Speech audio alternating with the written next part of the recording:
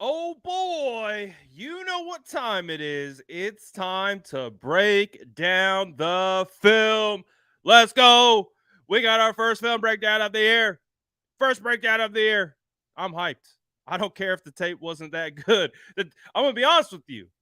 Tape wasn't good, but I don't care because film breakdowns are back. We are going to break down real 49. I don't care if it's preseason. Real 49er football that just happened last night. We're going to get into it all right now, but you already know what to do. Smash that like button, drop an SDS in the chat. Let's break down the tape.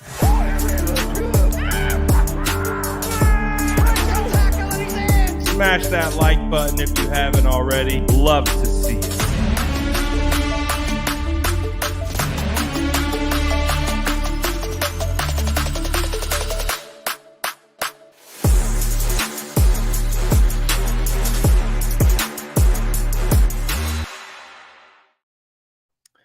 Woo!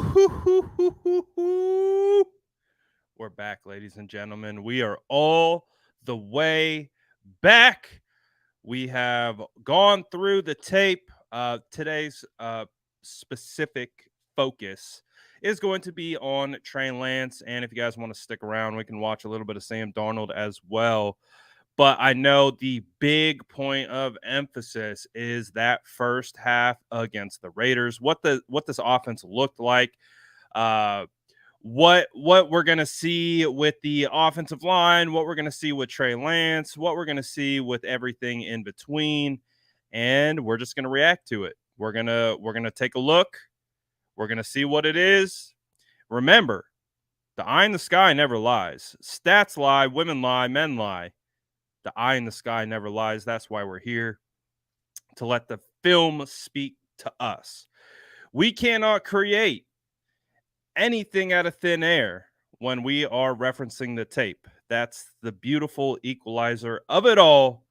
Everyone has an opinion until the tape is rolling. And when the tape is rolling, that's when we cook. So let's get into it, shall we? We're gonna hop right in. So as you guys know, if this is your first time with me on a film breakdown, I got all my notes, I got all my timestamps. I'm just gonna roll. So if you guys want to talk amongst yourselves in the chat, so be it. Go for it. I'm just running tape. We're balling out here. And if you haven't already, smash that like button. We got our first play of the game. And the first play of the game was gross. Hey, I don't care though. It's football, baby. Film breakdowns are back. I don't care that we're breaking down a gross sack on the very first play of the game. We have football. I'm hyped for it. So the tape typically does what the tape typically does for me. Obviously, when you're you're watching broadcast and you're watching the game go on in the ebbs and flows, it's always going to feel like the offensive line, especially when there's a bad day. It feels like the offensive line is always going to be someone to blame, especially when you have multiple sacks, like Trey Lance had 4 sacks. But in regards to the design of the play, this is a quick hitter. This is designed to be out immediately. And Trey isn't able to locate the open receiver. As you can see, if you watch this little route exchange right here between Ronnie Bell and Ross Dwelly, Ronnie Bell finds the open spot. And I'm not really sure where Trey is trying to identify here, because as you can see, he's already came off this where he decides he doesn't want to throw that. 21 makes a jump on it. I'm all right with coming off that. That's fine with me. And if you come right back to it, you see where his eyes go. You should be able to identify this action. You have this tight end basically bracketed, but as a result, you have an open wide receiver to Ronnie Bell. That's where I would want to see Trey Lance go with the football, but unfortunately doesn't comes off Ronnie, and we'll see a better look of kind of what his eyes do, and then tries to make it almost through his third progression. And I know a lot of focus is going to be in the offensive line not getting enough time, but this type of play isn't designed to be more than 2.5 seconds maximum. This ball needs to get out. Like, you don't hold the football like this. Like, okay, that's not there. Find your hot route. Find your hot receiver and get it out, because these offensive linemen are only gearing up to hold up for 2 seconds max. So get the ball out. And you see he peeks over at Ronnie, and Ronnie, that should be the shot to me. You go straight to Ronnie, and it's like he wants to go to Warner, but then decides that's not going to be a good decision, and not the best. And again, full disclosure, I have no idea what the rules are in this playbook. I got no idea. So this is a guesstimate. I'm trying to make sense of the way the progressions are working based on how, like, we're trying to identify and see the field. Obviously, you've got a safety in the box. He goes out to Conley. You've got the two linebackers squat in the middle. Then you have one of the linebackers free up to go to Mason. The other guy comes over to Warner. And based on the numbers, Ronnie Bell's the guy who pops open. And in a perfect world, you want to see Trey be able to pop this right to Ronnie, just based on pre-snap diagnosis and then post-snap diagnosis. Quick, snappy, accurate. That's unfortunately a sack on Trey Lance. So again, right off the bat, it's like you're watching the game and it feels like, oh man, the O-line's getting, taken care of. They're getting dog walked, and it did feel like that. But that ball's got to be out sooner. That's just the plain reality of the situation, is that, that's part of the reason why Brock thrived the way he thrived, is he was able to identify pre and post snap what the defense was showing him, and then he was able to deliver the football to the right spot. And we saw it time and time again, and that's why we saw Brock be so successful. And again, this is going to be a compare and contrast film breakdown by any means, because it's preseason, and a lot of backups are playing, so we're going to continue to watch it with that context.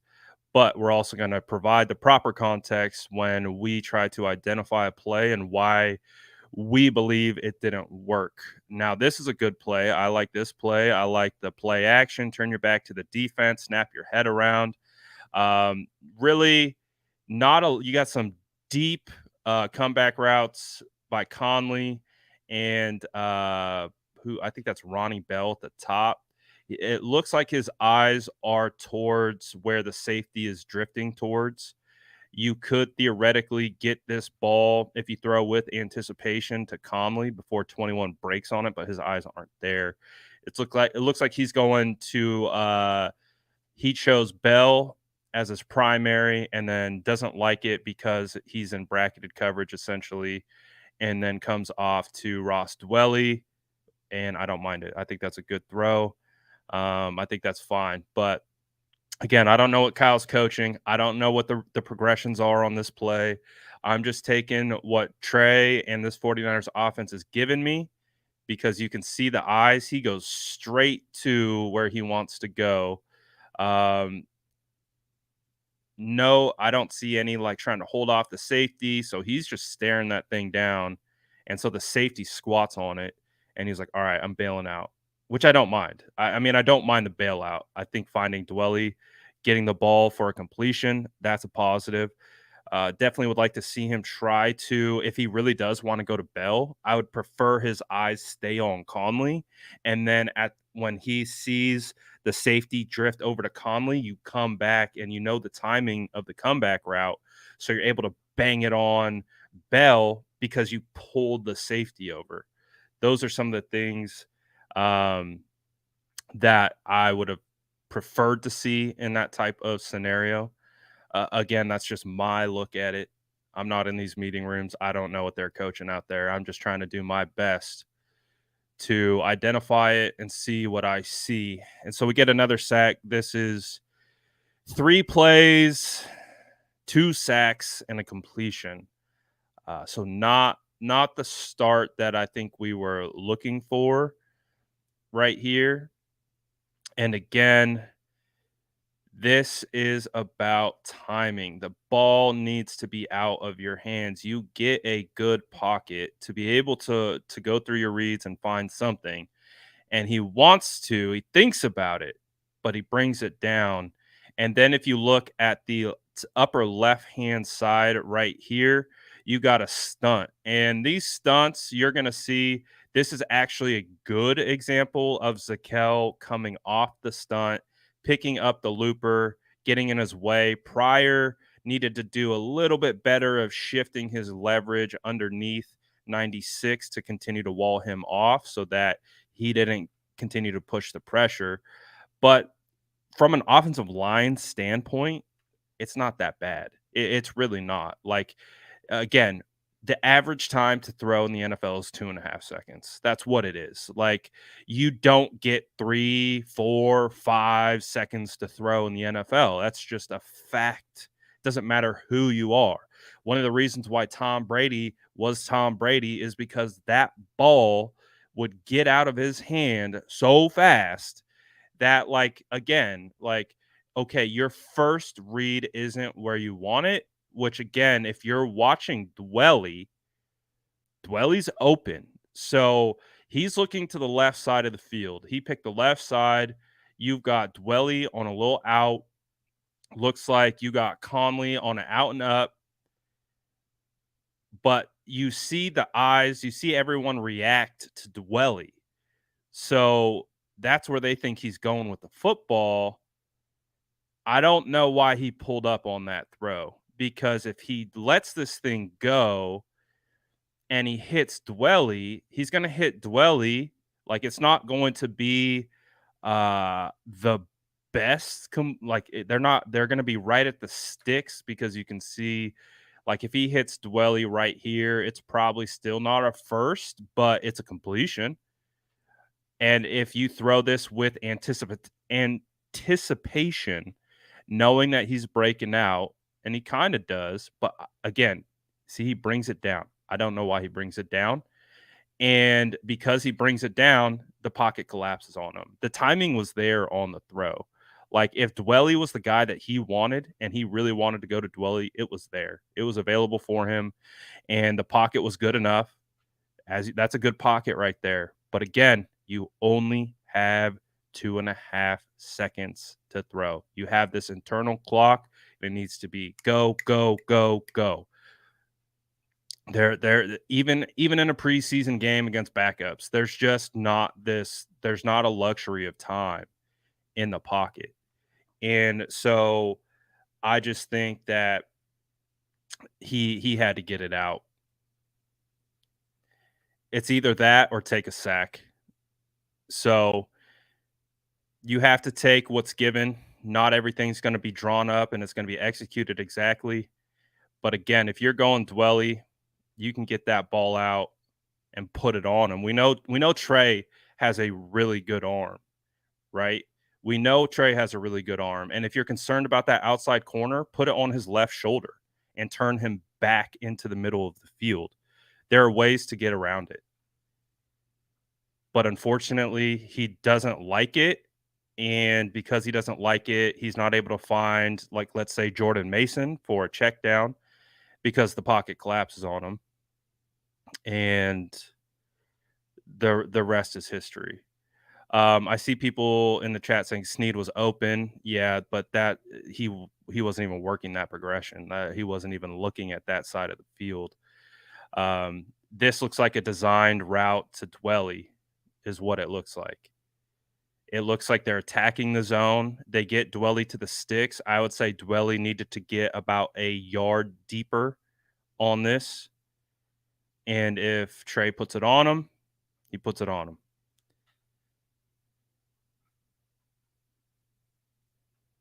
So when you hear people talk about, like, Trey Lance was responsible for the sacks. So far, we've got 3 plays, 2 sacks. 2 sacks are on Trey. So it's unfortunate because I wanted to see Trey come out and cook. I wanted to see Trey just light up this defense again, continue to build some momentum because Trey did have some momentum going into this game. He's had a decent camp. He's shown that his mechanics look improved. He's shown that he can make pretty much every throw. What it was just doing it consistently and within the framework of an actual offensive series. That's what we've been wanting. And so we get the framework of Trey being able to do it in an actual live game setting. And the first couple series were not great at all. He was able to settle down and he actually had a couple good throws, and we'll get to the good throws that he had. It wasn't all bad. He had some good throws. Um, but I, you'll see the way it plays out. You'll see the way it plays out. It's just more bad than good, unfortunately. Just more bad than good. I got to critique. I find myself critiquing Dwelly on a pretty often when he's in the run game. It just kind of feels like the way it is at this point. I actually like what I see here. If we're gonna go left to right, you're gonna get Jalen Moore square up, try to widen the defensive end. You've got Dwelly in the fullback role. You're going to get a double to backer from Poe and Feliciano. Feliciano does a really good job of taking over this block. So you can see they push this D tackle. That's the exact leverage you want. You see how Poe has got one arm free, eyes on backers. So if the linebacker flows over the top of them, Poe's going to peel off and pick up the linebacker. The linebacker said, I'm going underneath. And Feliciano has phenomenal reaction because his eyes are up and he's able to get his hand on him. If Dwelly could get his head on the upfield shoulder, like Dwelly,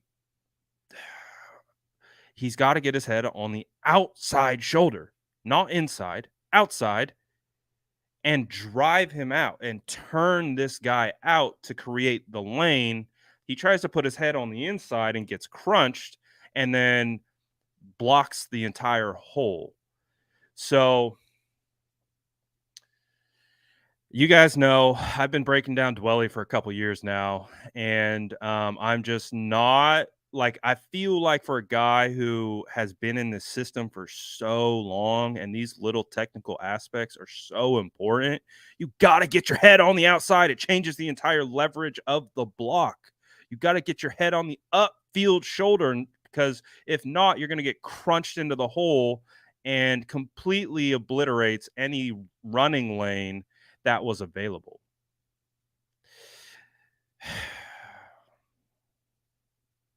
Dwelly. Now, Dwelly's a good pass catcher. I think Dwelly's a great pass catcher, and we're gonna see that shown, I think, even right here. Great job, great catch. Dwelly's got hands. He's not a good blocker. I don't know what happened. I really don't, because there was a point in time where I felt very comfortable with Ross Dwelly blocking. Back in 2019, when he would fill in for Kyle Juszczyk, I felt really good about it. It's just gone downhill, and I think that's why his snaps have diminished as a result. It's not that he can't catch. Look at how he can catch. He's got hands. He just saved Trey Lance from an interception. Like, he's got hands. That's not his problem. It's really not. And I would say right now, in this scheme, Kyle is going to prefer a blocker over a receiver, considering how impactful these tight ends are to the run blocking. But again, like his ability to reach back, snag this with one hand, saves an interception. Look at this these defensive linemen was like, he had his hands ready. He's like, oh, Christmas came early. I got an interception. But no, he saved them. He saved them right here. Again, it's hard. It's a really hard moving right, throwing back across your body. This is not an easy throw.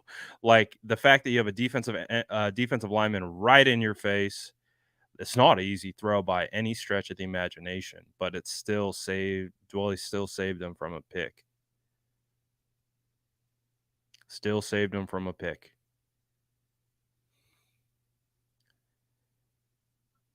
Let's watch this angle. One thing about this particular tape, we got 2 end zone angles. I've been geeking out about it because I prefer this angle, especially for run blocking. So, like, the fact that I get both perspectives, just I geek out about it. I'm a football nerd, but what do you expect? What do you expect? So again, you could see like how where that ball was going, and great play by Dwelly. Great play by Dwelly. Great. Hey, good job by Trey to give him a shot.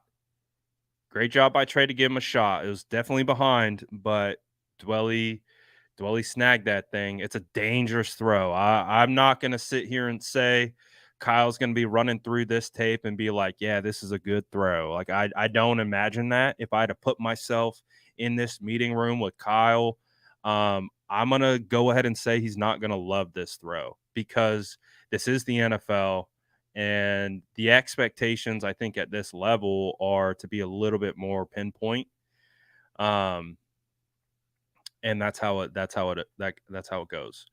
Someone says unblock instantly in his face. This is what play action naked boot is. The quarterback is responsible for the free rusher. We've seen it a million times with any one of these quarterbacks. Jimmy Garoppolo, Brock Purdy, Trey Lance, Nick Mullins, CJ Beathard, Brian Hoyer. It doesn't matter. They run play action. They run play action boot all the time, and they call this naked because you have a defensive end who's not getting blocked. It's a part of the process. It's a part of the process. Nothing new here from that type of standpoint. 459. Okay, we're up on 459. Oh, shout out TDP on this one. Shout out TDP on this one. This one made me happy as a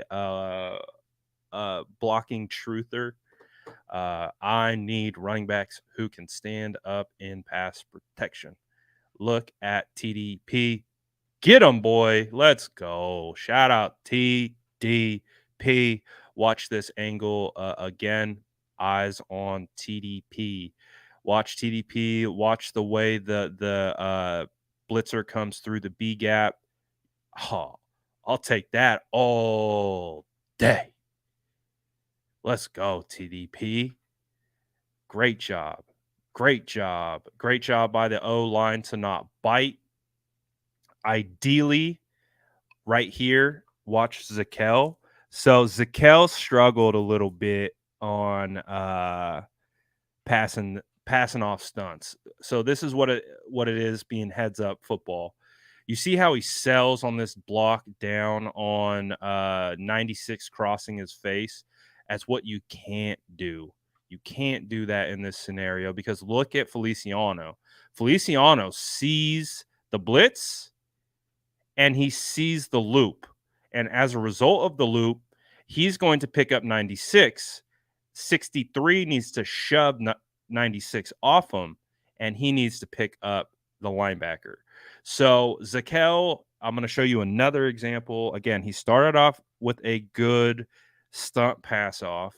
This is not a good stunt pass off. He got caught. This is what they want. This is what defenses want. They want you to take the guy shooting the A gap and just bury him so that the looper comes around into the B gap and is wide open. So that you can see Poe's in good spot. Feliciano is going to pick up 96. You see him completely release. Zakel is not in a good spot. Zakel needs to peel off and pick up this linebacker. That's what needs to happen here. So you're going to see it a couple times from Zakel having to struggle with the pass off on stunts. That's kind of like a prerequisite for me to be able to be a starting offensive lineman. You got to be able to pass off stunts. You got to pick them up. You got to see them. You can't get caught. You can't get caught slipping because that's how you get your quarterback killed. You can see his guy almost gets his hand on the football, gets a little bit of it. That could have been a strip sack, and that would have been on your guard right there. That would have been on your guard. Um, Trey is able to kind of move a little bit within the pocket. You see how tight it is. He really has nowhere to go. So I like that. I like that he's able to kind of readjust. I think that's a quality move. You see how he brings the ball away. Still, almost gets it. Again, not ideal. This isn't perfect case scenario right here, but I can guarantee you Kyle wants to see this completed. Again, he Kyle is the master of adversity. He will literally go out of his way to put you in adversity just to see how you respond. He wants to see who crumbles under pressure. So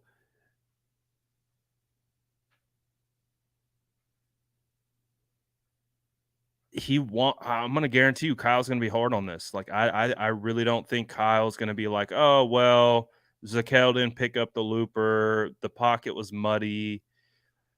I think he's going to say you did a really good job up until completing the actual pass. I think that's what Kyle would say. I'm going to say you did a good job of kind of resetting your feet, coming off of either Bell or Sneed and finding Warner.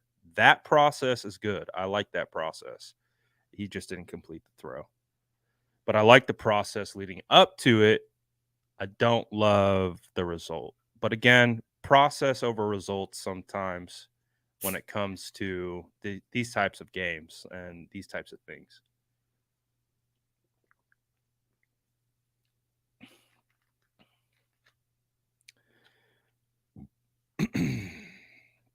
All right.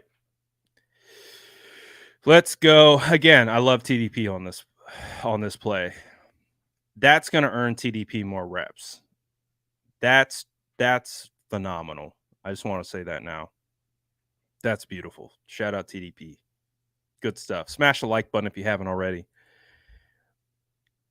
Have you guys smashed the like button yet? What likes are we at? I want to see us get to a good amount of likes on this breakdown because we should just be happy. We should just be happy that we get some film. We get some film, baby. That's what I'm happy about. So this one, the whole thing was bad. The whole thing was yucky.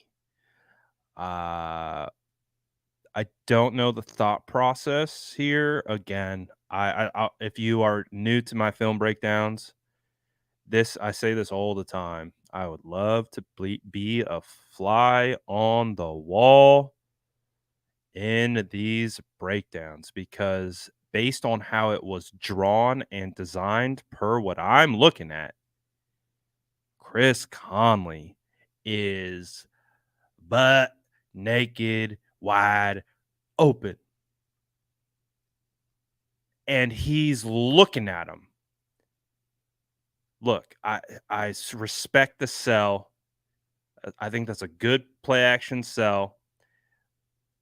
Linebackers creep, then they bail. That's exactly what you want. I respect the sell. It's a good sell. Whips the head around as designed. Linebackers sucked up. Whole middle of the field open. Eyes on it. Doesn't like it. Overthrows Dwelly to the.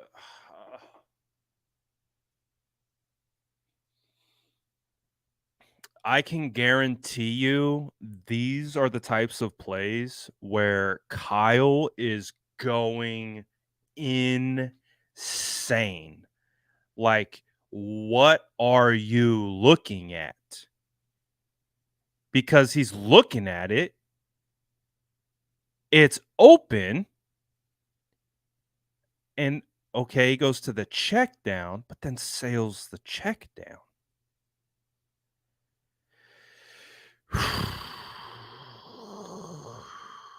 I guarantee you this one was probably a brutal one. I can see Kyle just getting all red in the face, throwing controllers like Kyle, he designed this. You got cover 2, you suck the LBs up into the mid. Look at this dude. You could throw this ball and he will never see it. This linebacker would never see this. Ever. And you put this on Conley in stride. You've got Bell. Like, this is a concept that this is a staple in Kyle's offense. How many times have we done film breakdowns where this is Brandon Ayuk running the clear out 9, and then you've got the deep crosser underneath? The clear out 9 is designed to pull the safeties and bring the safeties out of the middle of the zone. The play action is designed to suck up the linebackers, and the whole, like, this is bread and butter. Like, this is how Kyle gets paid off this. This concept is probably part of the day one install. And goodness. How many times have we watched this? How many times have we watched this route concept? Doesn't matter out of what formation. It doesn't matter what any alignment, what look, it doesn't matter. He runs this clear out deep over concept religiously. So this is a staple. And if you aren't comfortable enough to hit an open wide receiver in a staple concept in Kyle's scheme, I don't know if this is kind of like, I don't know if this is what like Dan Orlovsky was talking about, because Dan Orlovsky had some crazy things to say about Trey, and I'm not quite there yet, but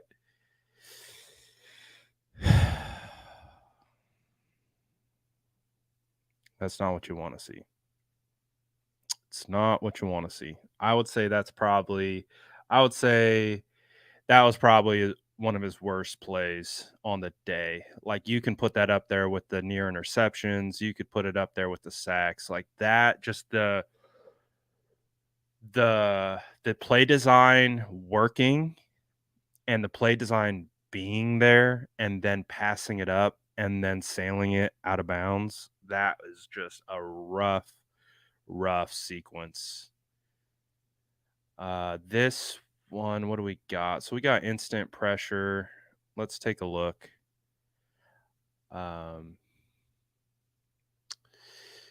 So we've got more play action. We've got I don't know what the thought process is on this one, because Poe doesn't block the guy in front of him. I actually think this is a good job by Trey to get out of this, because this was a disaster from the jump. This was not good. Because you can see it's definitely a play action. So one thing to keep in mind: these offensive linemen can't get past 1 yard. They can't get past 1 yard, so they have to. Their footwork has to look like it's run blocking. You can see they're all stepping horizontal, but they're not stepping vertical, because they got to make it look like it's a run with their technique. And I don't know what the expectation here. I don't know if Poe thought more was coming down. You see the tight end. I wish I could give you an answer. I don't know. There's definitely a breakdown. I can tell you that much. But it was a good job by Trey to be able to see the breakdown in front of him and get out of it. So it's not. I would actually say that was a good play for Trey, because he was able to identify the breakdown and then dip out of the breakdown. Like I like that. I want that. That's what we had all expected from Trey, right? Being able to break arm tackles in the pocket, escape from linebackers and defensive ends, and turn a play that probably should have been a sack into a positive gain. So I'm fine with this play from Trey Lance's standards. There's definitely a breakdown up front. So I can't speak to why it broke down, but we can identify that it absolutely broke down on that particular play. This one is another one of Trey Lance's sacks. Let's try to see what the route progression looks like. You've got trips right, you've got Dwelly to the left, gun left, trips right. You've got corner. No, that's basically slop fade or slop skinny post, whatever the hell you want to call it. I'm not good with route names. I'm gonna keep it 100 with you. Ronnie Bell pushing up field. You got Willie Snead running a whip route. You've got Conley. I don't know what that's called. It's not really a slant go, but it's almost like a. Again, I'm not good with route names. It's like a post. It's like he's showing post and then breaks outside. Ooh, Conley would have been. Oh, look at Conley. Look at Conley. What is this?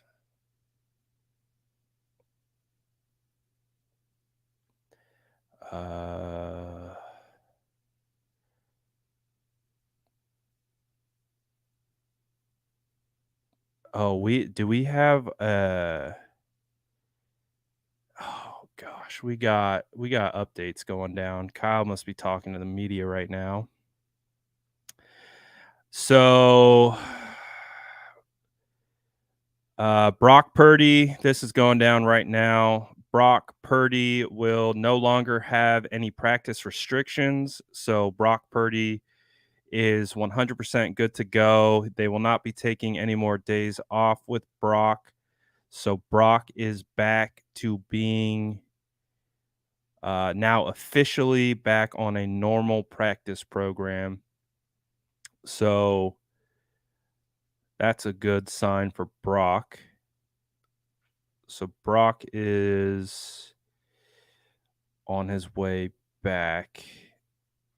All right. So you know how this goes. I got to make a couple posts. We were cooking in the film breakdown too. We're gonna still cook. Don't you worry. I got to make a couple posts though. We're gonna multitask and break it down. We're gonna keep breaking it down. The sack though, I can kind of multitask a little bit. This sack, I think, was definitely more. It was definitely more on the O line, I would say, than anything else. It definitely the timing wasn't great, but I would say how we've been giving a lot of the sacks to crediting Lance with them. I would say this one is because you can see Zakel gets beat, and there's just not a lot going on there. Poe gets beat on there's a stunt inside. He gets taken out.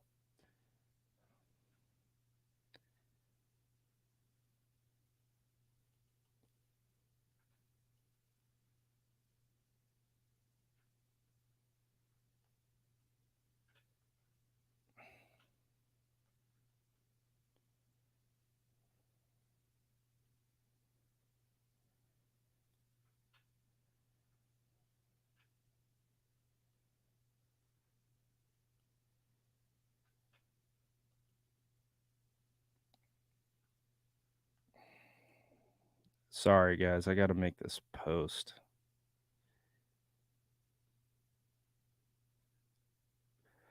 Brock Purdy is now fully cleared and will have no restrictions in practice after returning from the UCL injury, per Kyle Shanahan. So that's good. Oh, this play? All right. I don't wanna, like, stop the breakdown because I want we're in the middle of a breakdown. Um, but let's see, what's the next play? This play was nice from Ronnie Bell.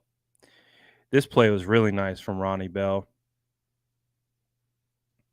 Um, I didn't know he had that, yards after contact in him, I'm gonna be honest with you. I had to pull out, it's kinda like the sh the Shaq meme. I guess I wasn't really familiar with your game. Um, Contact, gets out of it, more contact, stays up. All right. All right. Okay, Ronnie. Ronnie. Okay, Ronnie. And I like his name a lot too. I think Ronnie Bell earned a roster spot with this performance. I know he dropped one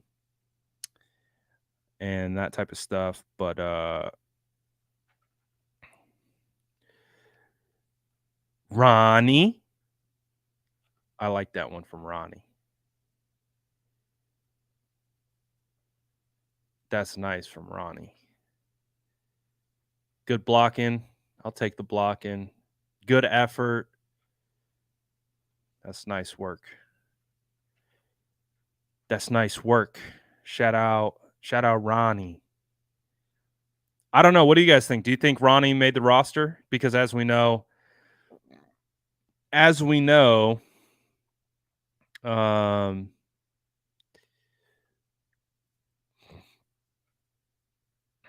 all right. So we have some injury updates. All right. Let me pause this really quick. We got injury updates. So I want to give you guys some time to we'll get back. We'll get back to the film breakdown. Before we get back to the film breakdown, smash that like button.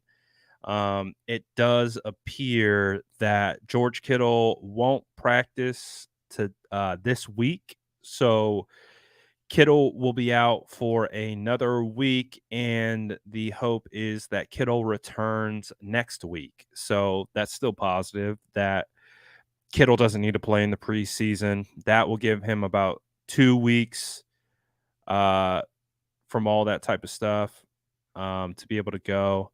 Ooh, Kyle Shanahan says Isaiah Oliver is not the guaranteed starter. Oh, because Isaiah Oliver low-key gave up a touchdown, and he said he's not the guaranteed starter. Ooh. So apparently Oren Burks sprained his PCL. Oren Burks sprained his PCL in that play against Devontae Adams, where Devontae Adams got hurt going over the middle. It sounds like Oren Burks got hurt as well, but they are hoping to get Oren Burks back for week 1. So that is huge for these backup linebackers trying to make a spot. So Marcelino McCurry Ball, DFF, Winters, Graham, they're all going to get an uptick in snaps because Oren Burks can't play. So, wow. Wow, wow, wow. So it doesn't sound like any serious injuries or anything came out of the game. So that is a positive. Also, I'm seeing that a bunch of guys are going to be coming back this week. Beal, Davis, Gray, Greenlaw, Jackson, and Mitchell. So that is a good sign. Man, all kinds of stuff. All kinds of stuff. All kinds of stuff drop when we're cooking on a film breakdown. All right, let's see. Let's see what else. Not playing in the preseason. George Odom is apparently out of the preseason. So they're saying George Odom out of the preseason, Oren Burks out of the preseason. Ray McLeod, we already know, wrist. George Kittle comes back next week. Back this week, Beal, Davis, Gray, Greenlaw, Jackson, Mitchell. So that's good. That's good. All right. But let me ask you guys this. Are you vibing off the film breakdown? Are we enjoying having actual real film to discuss and break down instead of yelling at about other people's practice reports? I think that's one of the best developments of this whole stream so far is that we haven't had to argue against someone else's practice report the whole time because we get to see it with our own eyeballs and we get to make our own evaluations. Good stuff. Great stuff. Amazing, wonderful stuff. 49ers players expected to return to practice this week per Kyle Shanahan.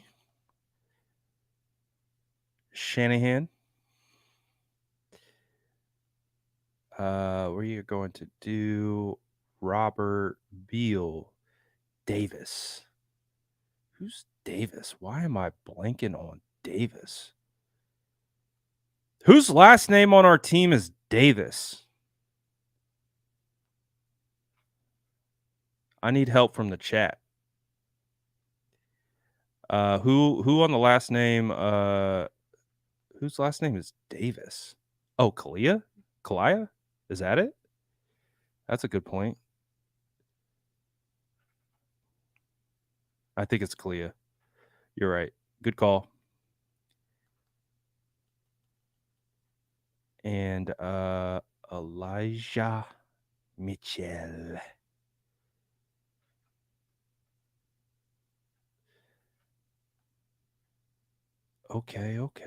Okay. We're getting there, guys. We're gonna get back. I guess take this as an opportunity. For you need to go to the bathroom. You need to get a new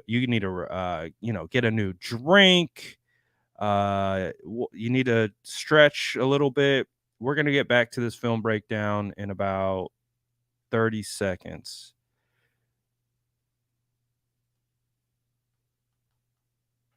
I just gotta multitask.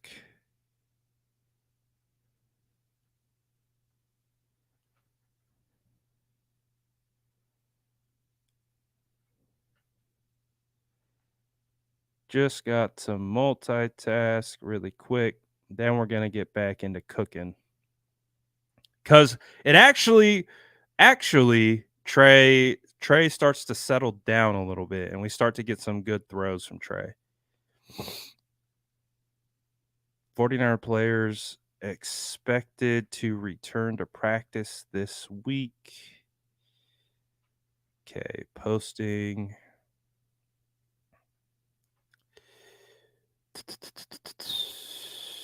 So, how about I ask you guys this about what you guys have seen so far? Obviously, you've been paying attention to the film breakdown, but you also have the ability to make your own judgments based on what you have seen. What is your kind of initial takeaway of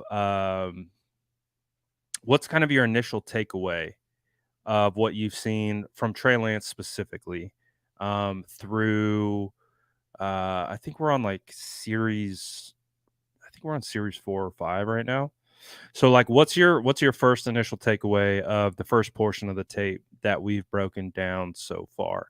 I know too, man. Like and this is also a perfect reminder of like why I'm also very hesitant to give definitive offensive line takes after a game because I want to go back and I want to watch it. Um and uh I just feel like the offensive line wasn't great, but it definitely looks so much worse. Uh, the offensive line's performance just looks so much worse um, in real time. And it definitely wasn't like it was some amazing performance or anything like that. There were still some miscues, but also you could see how there was still room for guys to work. So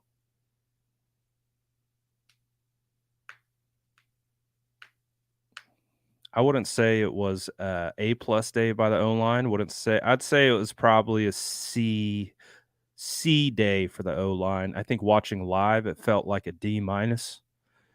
I would say it was a solid C. Wasn't the best, wasn't the worst. Wasn't bad, wasn't good. It's kind of, nah. It's kind of like what you would expect, I think, out of a backup offensive line.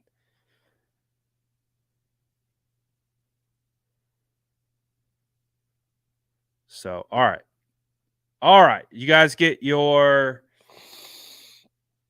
Did you guys get your beverage? Did you get you go to the bathroom, take a little tinkle? If you are ready to get back into the film breakdown, comment yes in the chat. I want to see I want to see the chat light up with some yeses. Yes, 4 sacks are bad, but when you attribute 3 of them to your quarterback, is that an offensive line thing? Oh, there we go. Look at though. Oh, we're ready. All right, I got my posts out. I got my posts out. Let's lock back in. Smash that like button if you haven't yet. Let's get into this film breakdown. All right, we back. We back. Leave it up to Kyle to have a press conference while we're breaking down the film. Come on, Kyle. All right, what do we got? What do we got? What do we got? So I think we just saw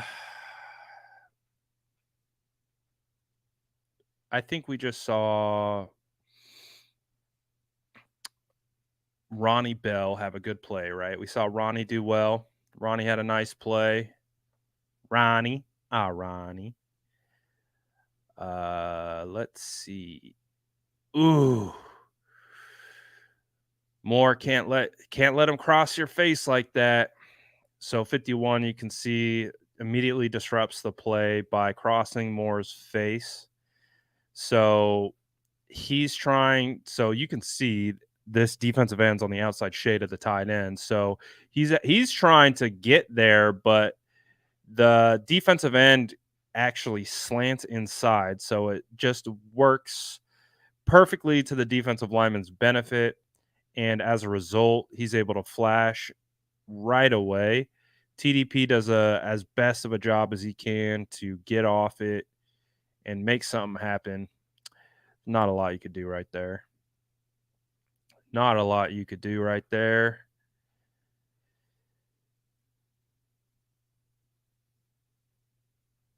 And so I think when we started to get Trey completing more short passes like this, again, get the ball out quick, in rhythm, in time, that's when he started to look a little bit better.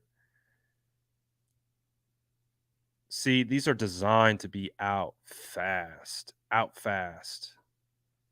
Get the ball out fast.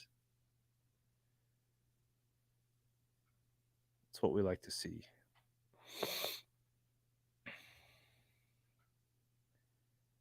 And there we go. So this is where Trey starts to kind of settle in a little bit and starts to perform a little bit better. You get the play action boot. Play action boot, another naked, and this time is able to hit Conley in stride. Isn't phased, delivers a very good ball. Conley able to turn up field and try to make something happen. So 2 back-to-back good plays by Lance. I think this is what I was looking for Lance right away. Like, I was looking for this kind of stuff. I wanted to see these play actions. I wanted to see him operate this scheme under center. he definitely started to calm down because in those first like 3 series, you could just sense that he was super uncomfortable. And again, like it doesn't matter what the offensive line is doing, you got to be in control. You have to be confident. You have to be able to stand in the face of pressure and you got to be able to handle it. That's why the quarterback position, they get paid so much dang money. It comes with the territory. This one, I feel like if Pryor doesn't chase this, I really didn't like this by Pryor. Um, it's kind of like it's almost like a crackback. So you're gonna get Willie Snead. Kyle loves blocking opposing defensive ends with the wide receiver. We'll see Brandon Ayuk lined up right here all the time, and you get the little crackback blocks, little seal, right? You get the seal block from Snead. Now, ideally, Pryor's able to get his helmet on this outside shoulder, and he's going to be able to drive him out. But I feel like at this point, and you kind of see this relation, I would prefer Pryor to get eyes upfield and get your hat on a safety. Because if Pryor gets his hat on a safety, this is a touchdown. Like it's not going to work all the time. Like this is going to happen. But you also have to understand you can flip responsibilities because you can't chase a guy.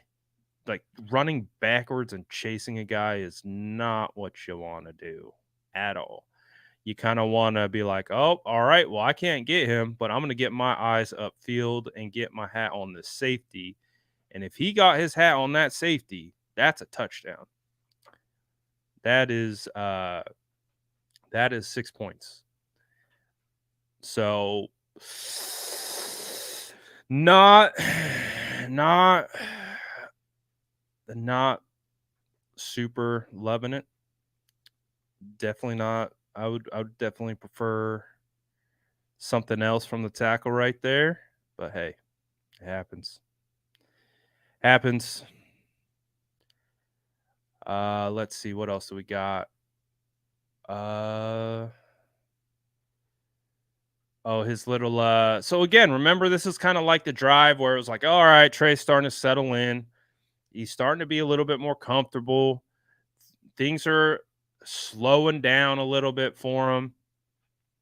He's able to kind of let's see what the progressions look like.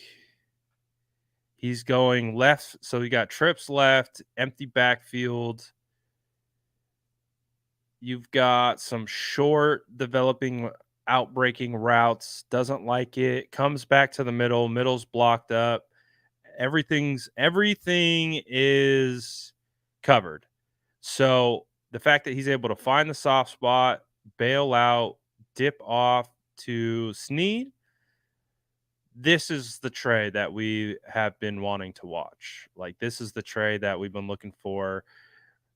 Read the field, nothing's open, create with your feet, find an open receiver, him creating with his feet, brings the linebacker off Snead, dumps it to Snead right off his back. I'll take that. I'll take that all day. I'm perfectly fine with that.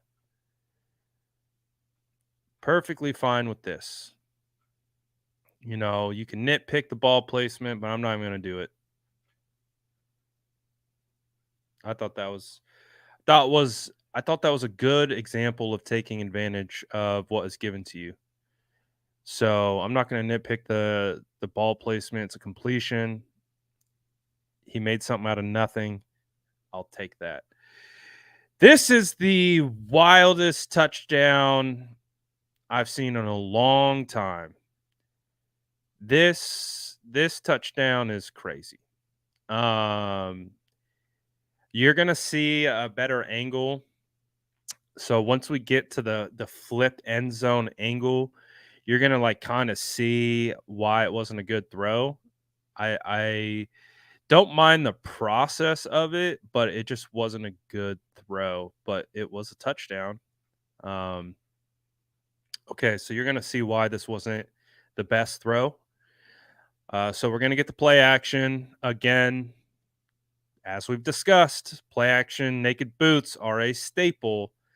So watch the uh watch the ball. That thing curved on him. That was like a that I don't know. I'm not a good baseball person. I'm not a like I don't that thing curved to the outside. So if he was able to get this on, I think the ball placement where it would have worked is here.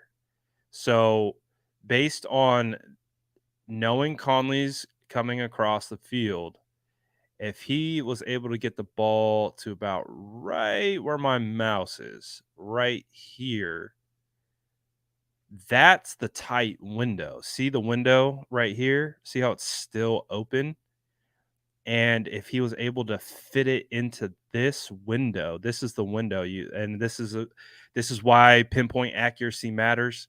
This is why being able to fit the ball into tight windows matters because if this thing flutters on you and goes back to the defensive back, like that's not what you want.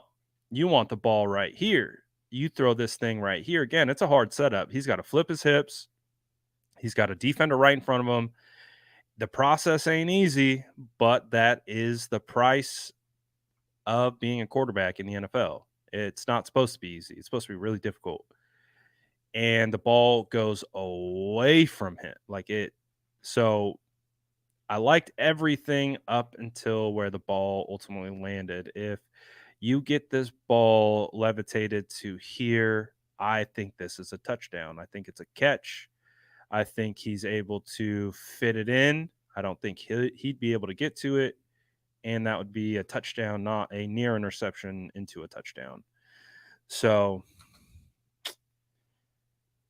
the result is what we wanted from a points situation, but the throw left a lot to be desired.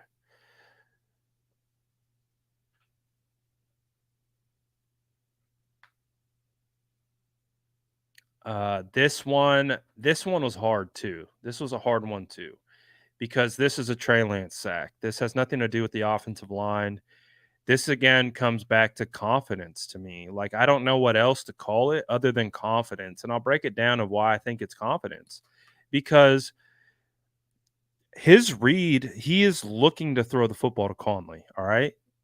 So watch Conley. Just watch Conley the entire time. Conley is running a deep outbreaking route towards the sideline. Watch the leverage of the cornerback. Watch the whole thing. Conley is so open, and even the coverage dictates they have single high showing. They rotate these safeties so they flip the alignment based on the pre-snap motion. So this motion is going to bump these guys into a different spot. So you right now you pretty much have man coverage with a single high safety. That means your primaries of being outside the numbers are going to be pretty darn available. So as you can see, Trey should know right here based on this leverage where this cornerback is back is to the sideline and this guy is breaking this way. This is open. This is wide open and he is staring it down and he doesn't throw it. This is he throws this with you throw this with anticipation. You know he's going to be right here, so you put a little air under it. You throw with anticipation. You've got no safety over the top. You've got no underneath defenders, and you got the sideline to work with. Trey made these throws all practice. Like we saw him do this in practice, and these were some of his best throws. And I don't buy that this guy is the reason why he didn't throw it. I don't buy that the protection isn't the reason why he throw it. I don't. The only thing that I could chalk this down is to just not being confident, and he takes a sack. This should have been one of those throws that would have been like one of those major redeeming throws based on how he started. To be able to understand the coverage, understand the leverage of the cornerback, understand what he already wanted to do, and let it rip, throw with anticipation, throw to the spot, let your wide receiver run under it. Even if it's a toe tapper to the sideline and he runs out of bounds, that's still like a 35, 40-yard potential gain. And he doesn't throw it. He takes a sack. Trey has a ton of qualities that could eventually lead to him being a really good quarterback. But if you don't have the confidence to let this thing go and let it rip, like right there, he hits that plant foot, reset, that ball needs to be going. He needs to be throwing, not just staring it down like, oh, it's open, but I'm not going to throw it. I'm going to take a sack.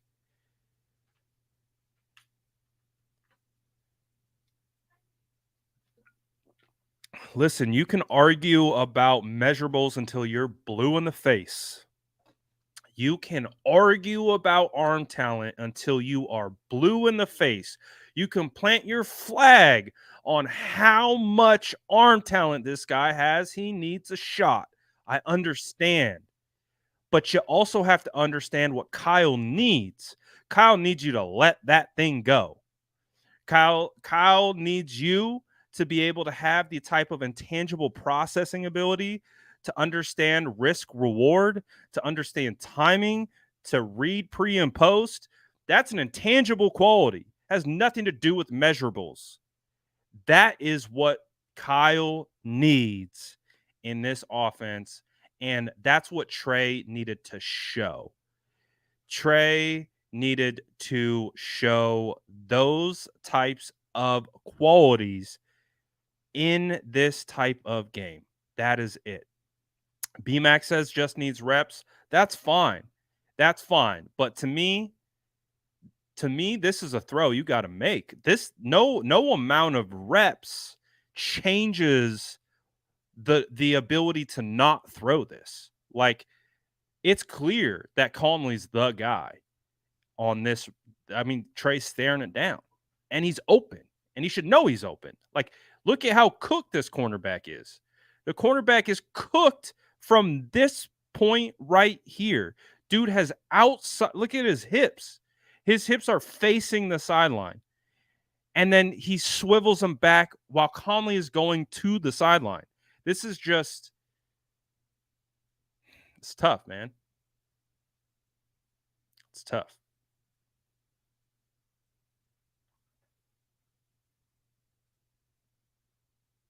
And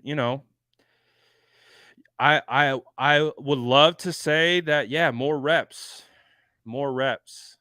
but I don't know how you pass up something so perfect, so perfect.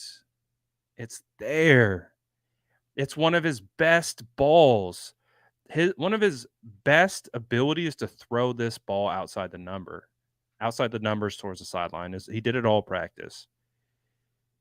And when the bullets are flying, he's not confident in himself to let it go with with what you want. Like that, you couldn't have dialed in that look any better. That's a premier look that you want a chance at. And it turns into a sack.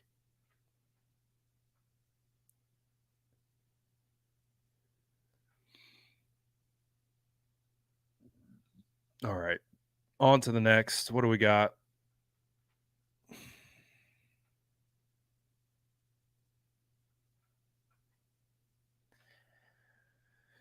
I feel bad for Zakel on this one.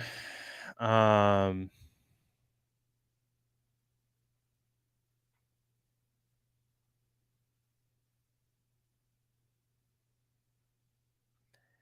I think that he gets tripped up.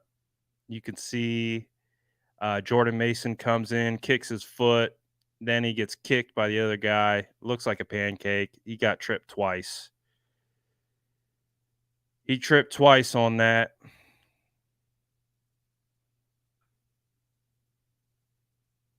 So it looks bad on Zakel. So I'm going to cut Zakel a break on that one. It looks really bad. He got tripped 2 times. 1, 2. Trey does a good job of bailing, being able to get out of this and completing this. So this is a really good rep. To be able to take the muddy pocket, jump over his own guys, keep his balance, throw on the run, throw a dart to Warner. Now that's a good rep. I like that rep a lot. That's a great rep. That's a great rep. I like that rep a lot. That's nice.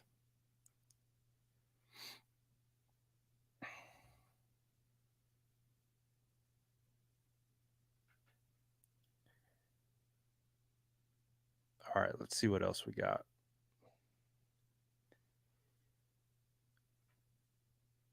Now, so this is what we want. Let that thing go. Let it rip. This is a good throw by Trey. This is what I like. Stand tall in the pocket, identify the open receiver, deliver a dart in between coverage.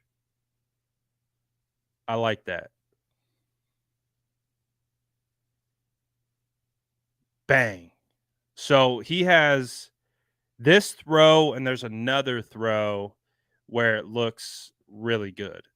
So this one, I love this throw. This is what where Kyle's like, okay, we like this. We like this quite a bit. Deep in breaking route, hits Conley in stride, gives him an opportunity to catch and protect himself in tight coverage. That is what we like. We like that. I call that Trey's second best throw. So he's got one more throw that I would consider as the best of the day for Trey that I just really, really liked. What do we got? Jordan Mason.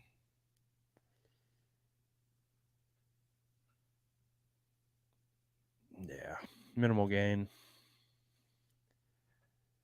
This one is dropped Mason screen. This one actually might have been pretty solid. This might have been a big gainer. He had blockers out in front. That's a tough one. Mason knew it too. Mason knew he had room to run, and that would have been probably a big hitter on this one. So this next play, I again would love to know more about the responsibilities on this throw or on this run because wait, not this one. Not this one.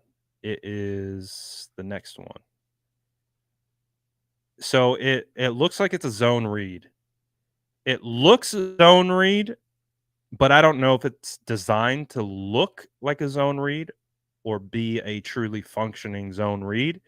Because if the defensive end is crashing down and that's the guy you're reading, the defensive end, and obviously you got the tight end kind of in that. It's basically like a split zone read. I would have kept that if I was Trey, based on my understanding of those particular rules. So if you watch it from this angle, if I'm keying on 99 and you're reading 99 and 99 is shuffling down the line of scrimmage like that, I'm pulling this ball. Like I'm pulling that. And if you pull that, you got a blocker out in front, you got numbers. So again, don't know if this was just designed to look like zone read and not actually be true functioning zone read or if it's a misread. I would have kept it based on that leverage, based on the rules of zone read, based on how you typically read that. I would have kept that.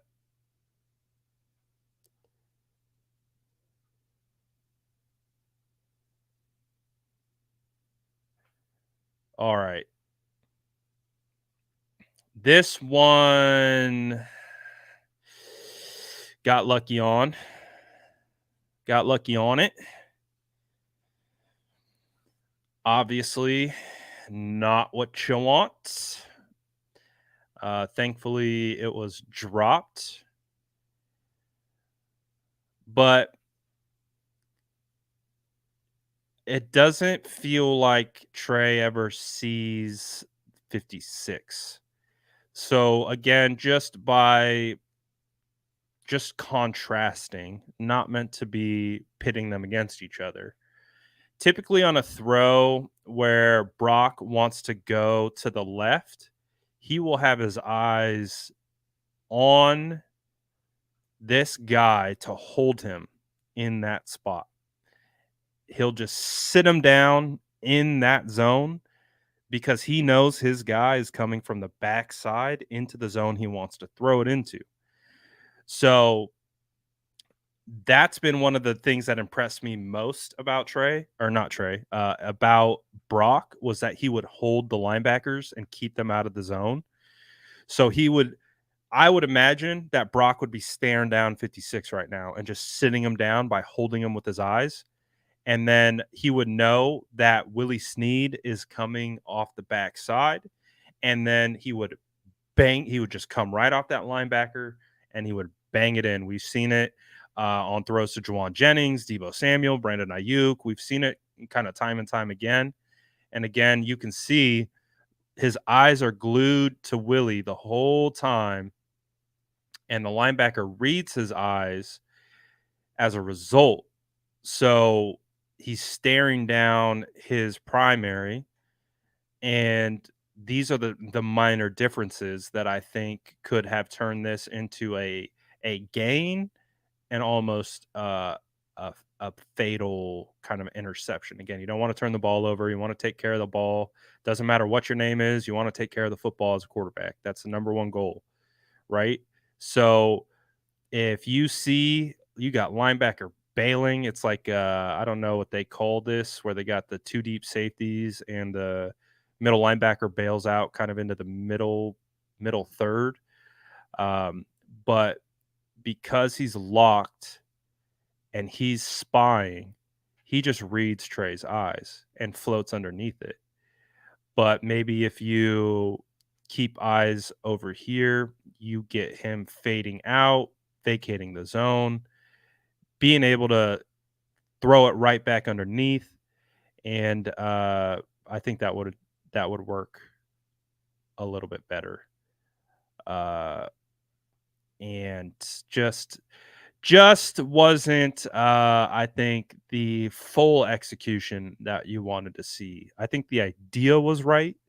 I think going to Snead here is the right idea, but that's just that little bit extra, that changes everything, right?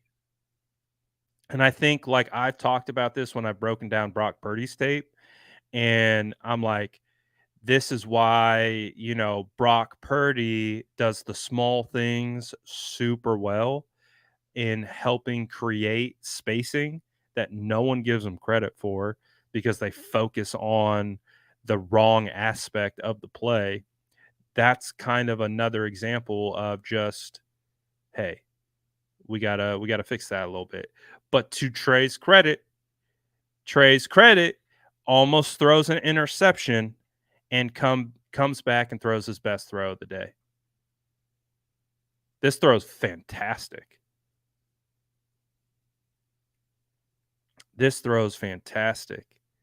Oh, we got my island boy in the chat. Shout out Sean, man. Shout out hopefully you're safe, brother. Hopefully you and your family are all good. Obviously, you've heard of what's going down in Hawaii. I think it's Maui specifically. I could be wrong. But shout out to my island boy Sean. I hope you're doing good. I hope your family, friends, yourself are safe and not in harm's way. And praying for everyone out there, man. It's crazy what's going down there. So I just wanted to shout you out, my guy. I hope everything's okay, and if it's not, let us know. Um, what the situation is, man. Any way we could help out for fellow SDS, we would be more than happy to. Um,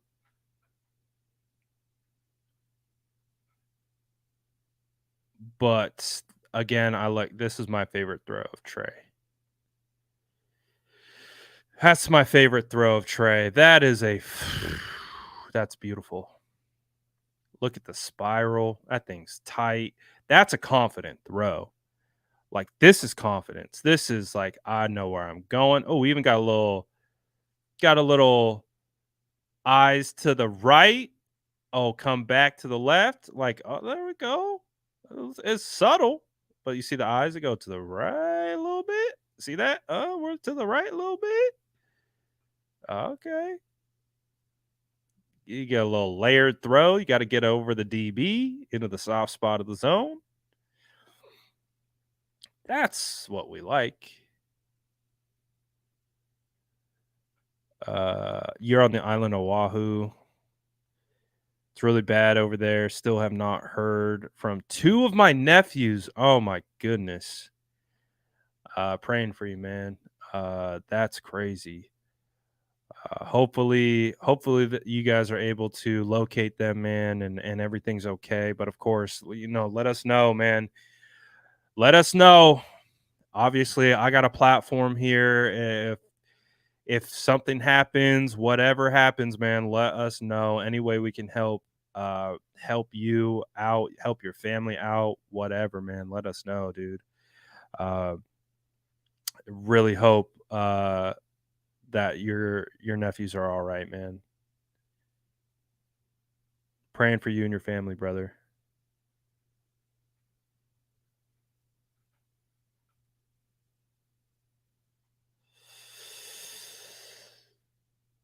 Kind of makes the whole film breakdown less impactful. Not that's a bad thing. Like we spent so much energy in this Trey Lance Brock Purdy situation. Like that's just it's another way of just to bring it back to reality that like man, there's so many bigger things to worry about. There's so many bigger things to put your energy into. So hope everything is going well for you, man. Please keep us updated too. I would love to know um, how that all plays out. Really sorry to hear that for you guys.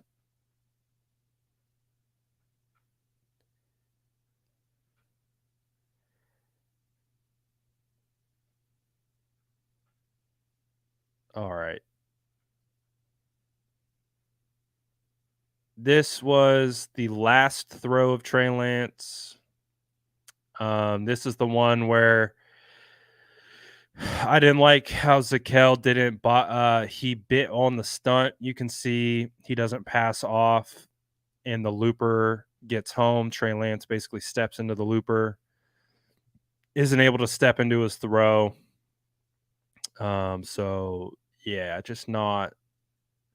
That's one where Zakel needs to keep his eyes up, feel that pressure, and be prepared for the looper. You got to be alert to that. Got to be keyed on that. They're going to send. They are going to send. I skipped Dwelly's pass. Which Dwelly pass? You skipped the Dwelly pass. Dwelly pass the football? Yeah, that's a stunt. So it's a stunt, a delayed stunt, whatever it is. It's a stunt. They looped it. So far, I have the Dwelly touchdown catch and the Dwelly one hander, and I think there's a Dwelly to the out, the one after the Conley reception. You're talking about when we were talking about my guy Sean. I think that was to Warner, right? Or no, that's Fumagalli. This one, Fumagalli. This one you're talking about. I thought this was a good play. Don't got anything too wrong with it. Completed pass over the middle, looking comfortable, standing in the pocket. It's not that Trey's not capable. I want to make that abundantly clear that Trey is capable, but if we're really truly trying to stack where he's at versus where Purdy's at, it's just they're in different area codes right now with how they see the field. That's been my biggest takeaway. It was my biggest takeaway when I watched Trey versus the Texans and Brock versus the Dolphins. Brock's first game, Trey's second game, they just see the field completely differently. And that was my biggest takeaway from that game. And that's a huge reason why I really think the offense evolved with Brock, because Brock sees the field so well and he's able to identify pre and post snap. He knows where he's going with it. He knows what he wants to do. He knows how to manipulate coverage with his eyes. There's just so many things that Brock is doing. He might not have as good of an arm or as a big of a frame as Trey, but he just executes the offense at a completely different level than Trey right now. And that's the biggest difference. People want to focus on these measurables till they're blue in the face, but that's not what matters. Like, obviously, it matters to be able to throw the football a mile downfield and have good arm strength and be able to fit the ball into tight windows and all those types of things, of course. But Brock does it by manipulating defenses. He manipulates eyes. He manipulates coverage. He manipulates timing. He manipulates all these different things to his benefit that allows him to cook. And that's the major difference. Now Trey did start to settle down and started to play better, but that's the area I think where Kyle is, wanting to see Trey improve the most. It's yeah, we've made a lot about the mechanics and those types of things, but it's also just having a feel for everything that's out there, feel for coverages, feel for pressures, feel for breakdowns, and that's where Brock came out as a rookie and looked like a veteran. That's why we were adamantly saying Brock looks better than Jimmy Garoppolo, because that's what he was doing. He was seeing the field better than Jimmy Garoppolo. And he was seeing the field better than any other quarterback that we have seen under Kyle Shanahan in with the 49ers. And what I saw from Brock in practice was he still had that quality. He still had that ability. I saw it multiple times with free rushers, with moving linebackers, pinpoint accuracy, and then Sam Darnold comes in right away, just throws a dart. Wake up, honey. Sam Darnold dart.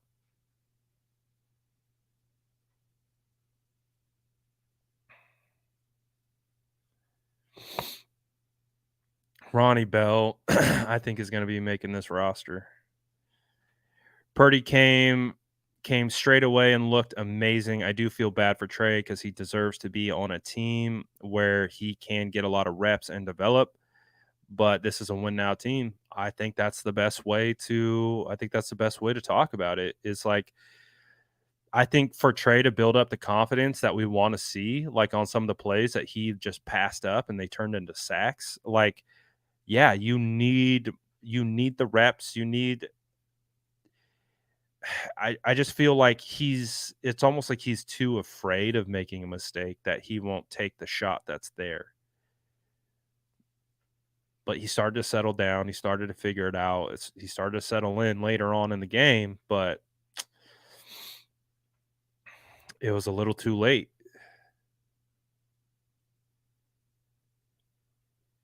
And I think when you're in a competition, and I think that's what people are like, he's in a competition. He's not just the second string quarterback. Like he's literally competing for his job and his future for the 49ers. And I think that's missed by a lot of people. Sam is in here to take his job. That's what Sam is here for. Like I don't it's become abundantly clear throughout training camp that Kyle isn't bringing in Sam so that they could have they could do it, but it definitely feels like he brought Sam in here to take that job or at least challenge him for that job. So that it's not the performance that you really want to put up with a guy like Sam, who Kyle already likes. And it's a tough nothing about Trey Lance's journey has gone the way I think you would have designed it to go. Like I just don't think that's I don't think his rookie year, the injuries, the Jimmy situation, I don't think that's what you want to see. Like I don't think that's how you would design it for success. I don't think that's what you want. Like I don't think he was set up for success. I'm not going to sit here and say that I still to this day believe Jimmy should not have been on the roster and you should have handed the keys over to Trey, because there's so many other locker room elements that go into it. If that's your guy and you're going to put the future of the franchise into his hands, he wasn't set up for success. He wasn't. He needed Jimmy out of there. He needed no distractions. He needed to be able to focus on his game and what he needed to work on. He needed all the first team reps. He needed everything, and he got the opposite of that. Then when he got the first team reps and Jimmy Garoppolo was on the kiddie field, Jimmy Garoppolo was still in the locker room. He was still there. That's a good throw, by the way. That's a great throw. Whew. So, two things can be true. Two things can be true. Trey wasn't given the best opportunity to have success, and injuries and Brock Purdy may have changed a lot of what Trey's future looks like with the Niners. I mean, it's not a weird thought. You guys remember this? I said this when we were doing our film breakdowns. When I was doing my film breakdown in the summer, and we pulled these guys' games and we just watched them with zero, just watch them back to back, and I'm just like, dude, Brock just sees the field and is so much more advanced at seeing the field right now in his first game compares to Trey's second game. And then we watched the Chicago game and we watched some of the Seattle game, and you can just see, and then you see it in this game. It's just Trey isn't seeing the field. If you're really comparing the two, Trey has all the measurables, but when it comes to actually playing the position, Brock plays the position better. He manages the offense better. He manages the expectations of the offense better. And that's why they won games. That's why they were successful last year with him as a rookie. And that's why he's going to be the starter. So we'll see, man. We'll see. I have zero clue what the future holds for Trey.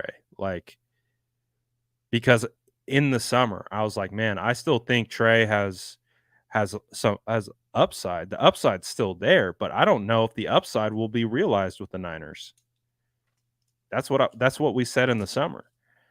We said that we can see the ability. We can see what the ceiling is. Like, that's not the problem.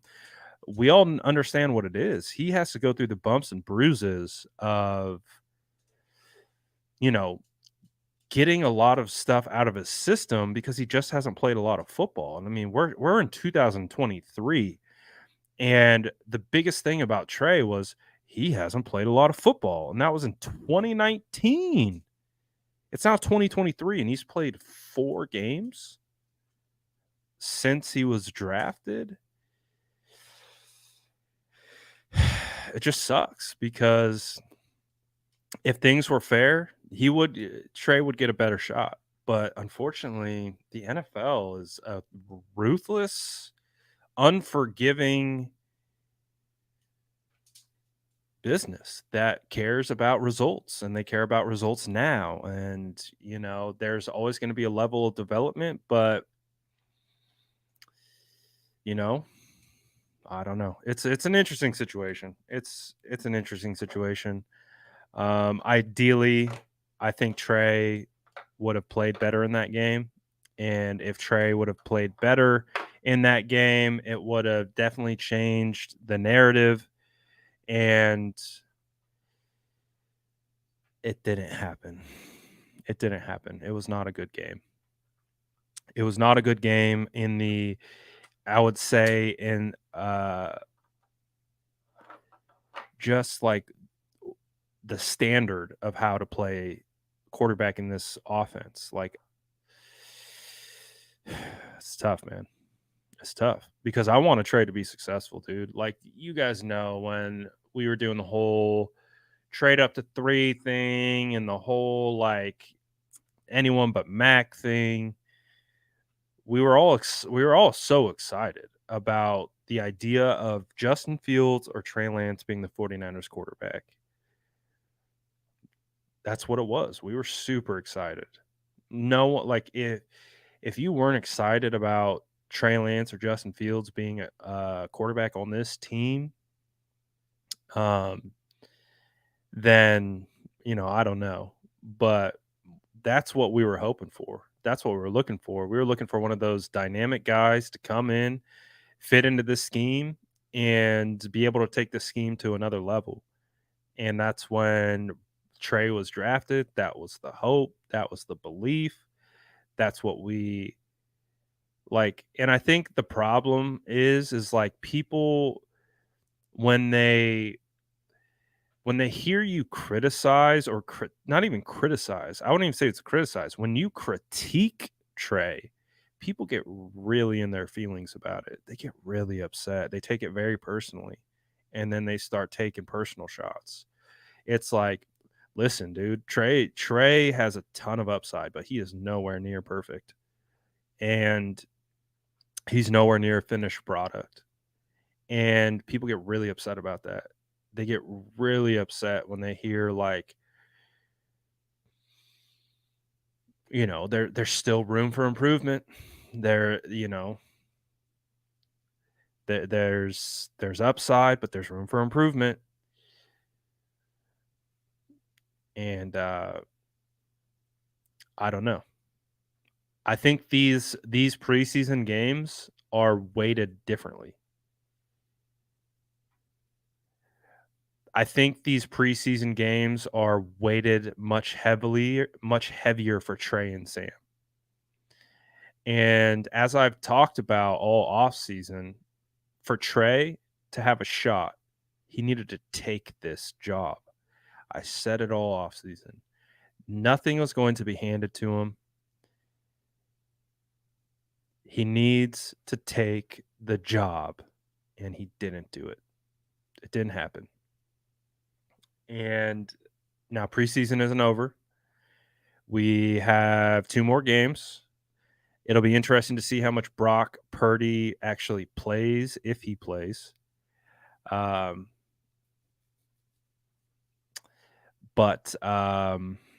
man, it feels like I don't know what the future holds. I don't, because if Brock's healthy, Brock just got cleared while we were on stream. Just got the finally got clearance to practice every day. Yeah, I don't know what that future looks like. Because I don't see a guy in Brock Purdy who's handing over that job. I don't. I think Brock is going to continue to improve. And I don't think Brock is going to be hot out the gate either. I don't think Brock's going to come out and just be on fire and be old Brock. I think there's going to be a period where he needs to continue to work back, just like he did in training camp. Didn't start out hot, took him time, and you started to see how he's able to build. And him working with the ones looked insanely different than anyone else working with the ones. And if that's what you're looking for and that's what you're evaluating, it's not hard to see. It's not hard to see at all.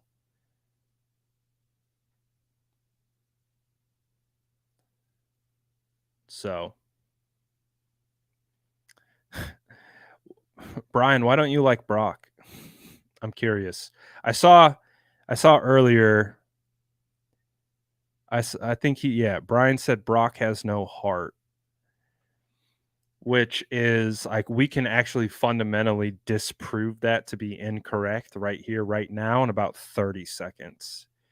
In Brock Purdy's first. Oh, he's an Eagles fan. All right. Well, then never mind. Never mind. I don't need to explain myself then. I'm glad he came out and said it. I'm glad he's just like, I'm just an Eagles fan. I'm like, oh, okay, well then. There's my answer there. I don't need to really explain myself.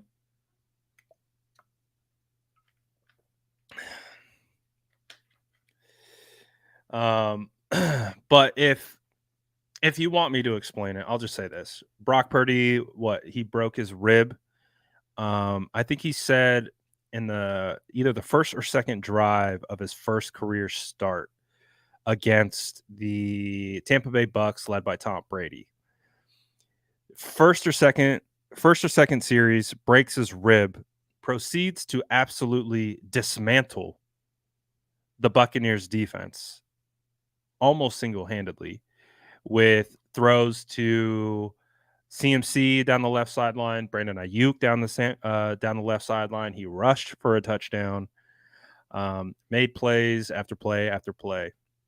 Then on a short week, turned that Sunday game, got injections into his side after coming off the field during warmups on a Thursday night football game in Seattle. Got injections, couldn't throw the football 10 to 15 yards because he has a broken rib. Goes in the locker room, gets injections. I didn't understand why I didn't see Brock in the pregame warmup because I was out there. I was in Seattle, and I was like, where's Brock? Brock was in the locker room getting injections so then he could come out and clinch the NFC West in his second career start in 4 days. Brock's got heart. Brock's got a lot of heart. Yeah, and that's one thing that you can't question Brock. He has elite intangibles. People scoff at intangibles, and again, to each their own. But out of any position in football, out of any position in any sport, the intangibles matter the most to the quarterback position. You have to be a different type of being. You have to be a different type of brain, mentality. You just have to be different. and Brock is different from that perspective. He's never going to be the biggest, strongest, fastest guy ever. But he will challenge any single person when it comes to having that intangible aspect to his game, being an elite competitor, an elite leader. I mean, the fact that Brock was able to galvanize the entire locker room in like 3 weeks after being Mr. Irrelevant? Come on. People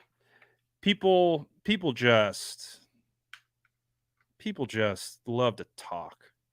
That's why this whole like narrative building up about Brock is hilarious to me. Trying to crap on Brock every step of the way, and it's like, you guys make me laugh.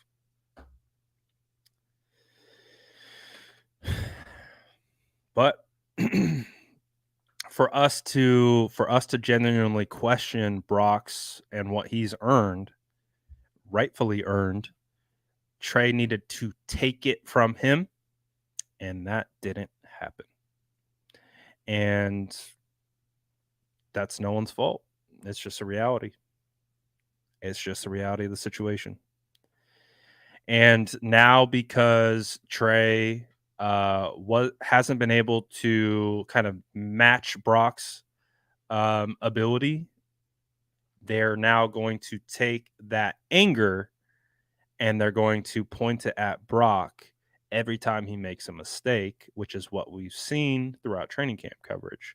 So they're just going to pick apart Brock because it hasn't worked out with Trey, which is unfortunate. Because we should all be wanting Trey, Brock, or Sam to be the best that they can be, because that's going to make the team the best it can be. And if the team is the best they can be, then the team is going to win much more football games. So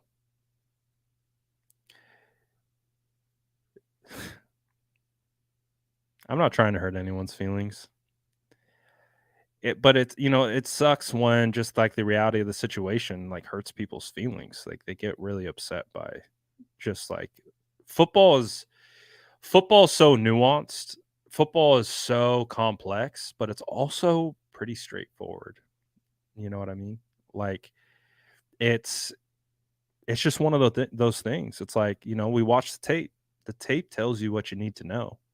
The eye in the sky doesn't lie. That's why if you're using completion percentage stats, like that's why, like I think Trey was 10 of 15 for 115 yards and a touchdown and a 111 QBR. And see, his stats weren't that bad. It's like it's exactly why you don't. I think I said you don't analyze stats. You definitely analyze stats. You don't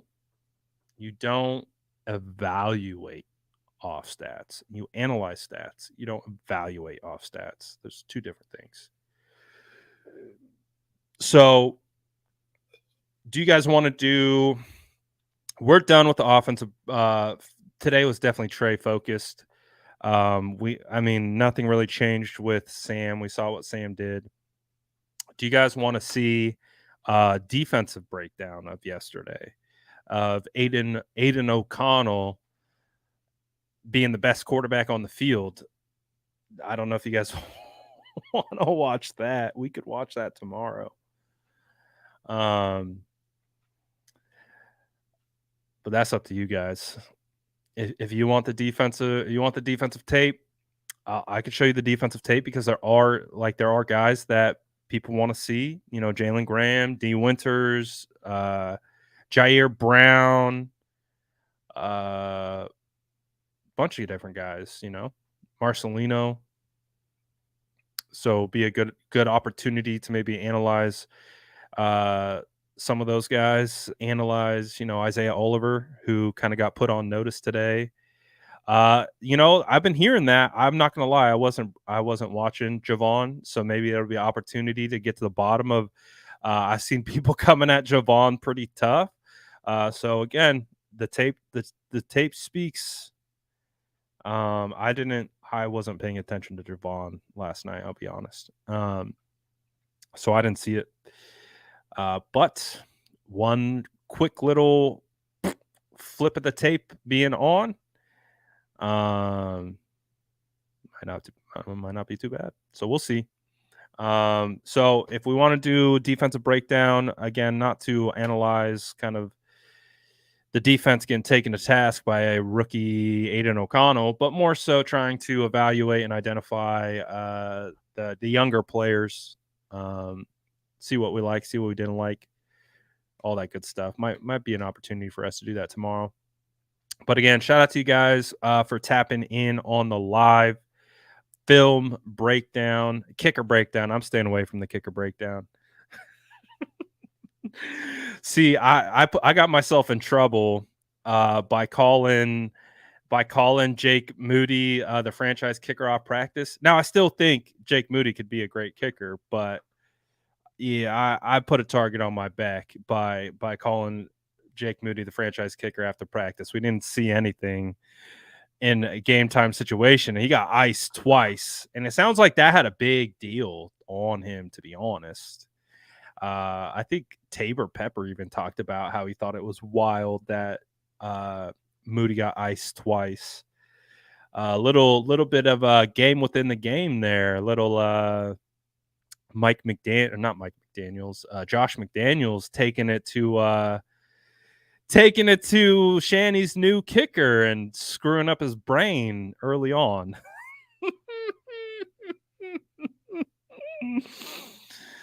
Oh, good stuff. Good stuff. That was fun, though. I'm not going to lie. I like film breakdown days. Film breakdown days are fun. I just like watching tape, man. I just like watching tape. Tape doesn't lie to you. Tape doesn't wax poetic. Tape doesn't, hoodwink you. Tape is what it is. Just like Kittle always says, put it on tape, because that's how you're judged. That's how you get paid, by what you do and what you put on tape.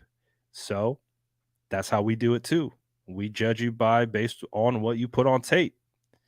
We don't judge you based on narratives. We don't judge you based on anything else other than what you show within those white lines. And that's how we break it down. So shout out to all you guys, as always, for tapping in.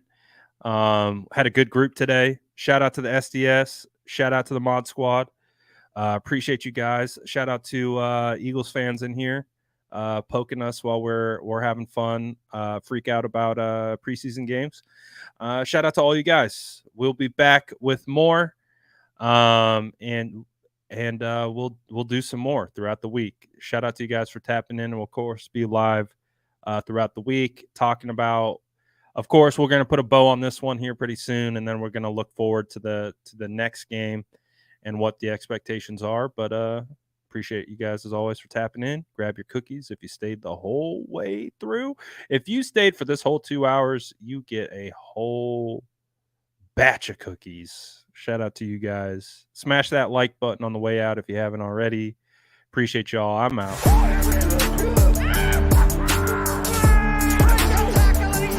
Smash that like button if you haven't already. Love to